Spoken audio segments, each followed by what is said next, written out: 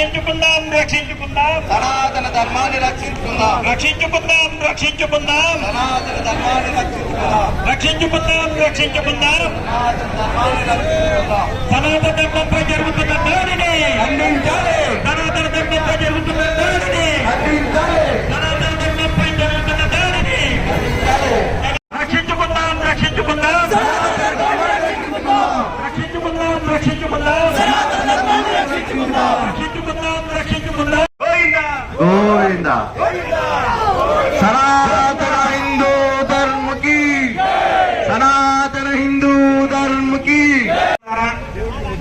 దయచేసి గమనించండి, సనాతన ధర్మం అంటేనే వసుదైక కుటుంబం, అంటే వన్ అర్త్ వన్ వరల్డ్ అని చెప్పేసి మన నరేంద్ర మోడీ గారు చెప్తున్న దాన్ని సూచన తప్పకుండా పాటించే వాళ్ళే సనాతన ధర్మం.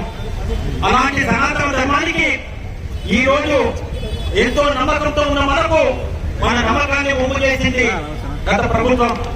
వారు దానిని ఈ రోజు వారందరూ చెప్తున్నట్టు ఏదో ల్యాబ్ రిపోర్ట్ లో రాలేదు అని చెప్పడం, ఇంకొక రకంగా దాడి చేయడం, దాన్ని మేము హిందువులుగా సనాతన ధర్మాన్ని పాటిస్తున్న వారిగా దానిని నమ్మట్లేదు. దయచేసి మీరు ఎదురుదారి దిగి ఇంకా మమ్మల్ని మా ఒక మనోభావాన్ని కించపరిచే బదులు మీరు ఇదే ప్రయత్నాన్ని జరగలేదు అని చెప్పడానికి మీరు తీసుకోవాల్సిన చర్యలు ఏమున్నాయని చెప్తాం, వాటిని మీరు గమనించండి. ఉదాహరణకు మనం అందరూ కూడా పెట్రోల్ బ్యాంకుల్లో ట్యాంకర్లో డీజిల్ తీసుకుంటుంటాం, పెట్రోల్ ఇచ్చుకుంటుంటాం. ఆ పెట్రోల్ బంకు వచ్చిన ప్రతి ట్యాంకర్ నుంచి కూడా శాంపుల్స్ తీసి 5 నెలల పాటు 6 నెలల పాటు పెట్టింటారు. ఇది కనుకోండి, మీరు పెట్రోల్ బంకుల్లో పెట్రోల్ వేసుకునే వాళ్ళందరూ కూడా. అదే విధంగా ఏ రకంగా అయితే నెయ్యి కానీ ఆయిల్ కానీ ఇంకొకటి ఏదైనా కానీ ద్రవపదార్థంలో వచ్చిన ఏ సరుకులైనా కానీ కొనేవారు శాంపుల్స్ తీసి సీల్ చేసి పెట్టింటారు. మీరు నిజంగా జరగలేదు అనే మాట వస్తే 700 రూపాయలకి 350 రూపాయలకి ఇచ్చినప్పుడు అందులో నెయ్యి ఉందా లేదా ఏదైనా ఉందా అని చెప్పి కనీసం దాన్ని గమనించాల్సిన బాధ్యత మీ మీద ఉంది. అది గమనించలేదు అని అంటే మీ ఒక నిజాయితీని శంకించక తప్పదు. ఆ నిజాయితీని ఈ రోజు మేము శంకిస్తున్నాం. అంచేత గతంలో మీరు ఏమైనా శాంపుల్స్ తీసుంటే, లేదు గతంలో ఏదైనా ల్యాబొరేటరీకి పంపించి మీరు శాంపుల్స్ తీసుంటే ఆ శాంపుల్ రిపోర్ట్ పెట్టి మేము ఈ నూనె తీసుకున్నాం, ఈ శాంపుల్ రిపోర్ట్ వచ్చింది, గతంలో మేము తీసుకున్న దానికి ఈనాటి శాంపుల్ రిపోర్ట్ ఉందని చెప్పి ప్రజలకు చూపించండి. అంతే తప్ప ఎదురుదాడి చేసి మళ్ళీ మీరు మా మనోభావాన్ని కించపరచొద్దండి. ఈ రోజు వైఎస్ఆర్ కాంగ్రెస్ పార్టీలో ఉన్న హిందువులందరూ కూడా నేను కోరుతున్నాను ఒకటే, మిమ్మల్ని మీరు ప్రశ్నించుకోండి. మీరు చేస్తున్న ధర్మవాన్ని మిమ్మల్ని ప్రశ్నించుకోండి. ఇలాంటి విషయమే ఒక ఇస్లాంలో కానీ లేదు క్రిస్టియానిటీలో జరిగితే అదే రకంగా ఆ క్రిస్టియన్ సోదరులు కానీ ఆ మహమ్మడియన్ సోదరులు కానీ వారికి జరిగిన అన్యాయాన్ని తిరిగి కొడతారా, లేకపోతే దాన్ని వాళ్ళ నాయకత్వాన్ని ప్రశ్నిస్తారా, లేకపోతే ఎదురుదాడి చేస్తారా అని చెప్పేసి మిమ్మల్ని మీరు ప్రశ్నించుకోండి. అటు ముస్లిం నుంచి కానీ ఇటు క్రిస్టియన్స్ నుంచి కూడా మనం నేర్చుకోవాల్సినవి చాలా ఉంది.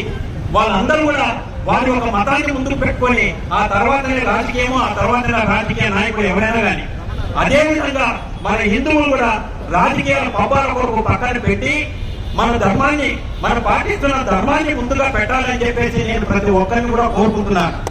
ఈ రోజు హిందువుల తరఫున నాకు తెలిసిన హిందువుల తరఫున అందరూ కూడా నేను మాటిస్తున్నాను.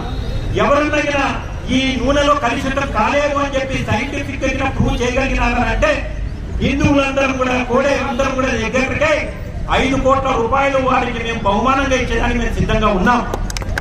ఎందుకు బహుమానం అని అంటే జరగలేదు అన్నదే మాకు చాలా తృప్తినిస్తుంది తప్ప జరిగింది అని చెప్పడం కాదు. మా మనోభావం జరిగింది అని చెప్పేసి మేము చెప్పడం కాదు.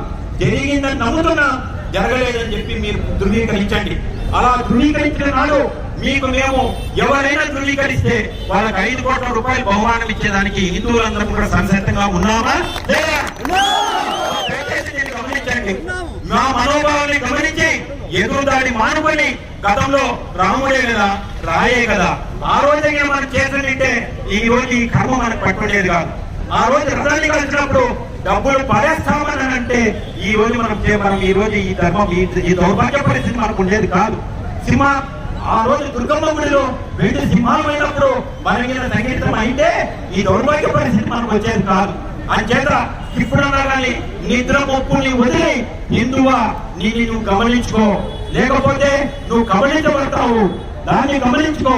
అంతే తప్ప మా నాయకుడు, నేను నమ్మిన నాయకుడు, మా నాయకుడు అని చెప్పి ఇలా పెట్టాలంటే నువ్వు ద్రోహం చేసుకోవడం కాక యావత్ హిందూ సమాజానికి కూడా నువ్వు ద్రోహం చేసినావని అవుతావు.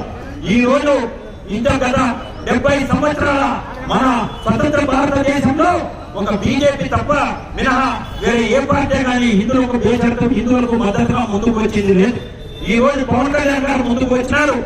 వారికి యావత్ హిందూ సమాజాలు అతనికి అభినందన తెలుపుతూ అతనికి మద్దతు ఇవ్వడానికి ప్రతి ఒక్కరు కూడా గమనించండి. హిందువుల మీద జరుగుతున్న దాడిని గమనించండి, మన మీద జరుగుతున్న దాడిని గమనించండి, మన సనాతన ధర్మం మీద జరుగుతున్న దాడిని గమనించి రాబోయే రోజులలో ఎవరైనా జరగలేదు అని చెప్పి ఎదురు దాడి తిరిగితే మరొకసారి అతనికి అలాంటి అవకాశం లేకుండా చేయాల్సిన బాధ్యత ప్రతి హిందువులు కూడా ఉంది అని చెప్పేసి గమనించండి. సనాతన ధర్మంపై జరుగుతున్న దాడిని